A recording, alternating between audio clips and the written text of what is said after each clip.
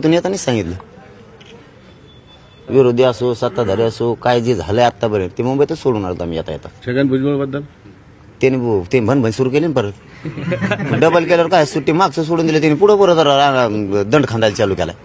त्याला लय वळवळे नाही, त्याच्या मागच राहावं लागेल मला, त्या सोडून नाही जमायचं. बाकीचे बोलले की परत सुट्टी नाही बाकीच्यांना सुद्धा.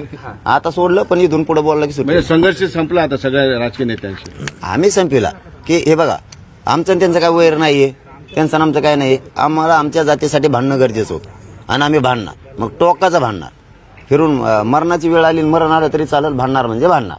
पण मराठा आरक्षणाच्या विरोधात बोलला की कोणी असो इथून पुढे बी नाही सोडणार. ते मराठवाड्यासाठी स्पेशल मिळेल असं तुम्ही म्हणताय. तो 1884 1904चा दाखला देताय, त्याच्यासाठी कधीपासूनची प्रक्रिया सुरू होणार? म्हणजे या 16 नंतर तो मुद्दा हातात घेणार की काय? त्या संदर्भात तुम्ही म्हणाले ना मराठवाड्यात मराठी निश्चिंत राहा, नो टेन्शन राहा.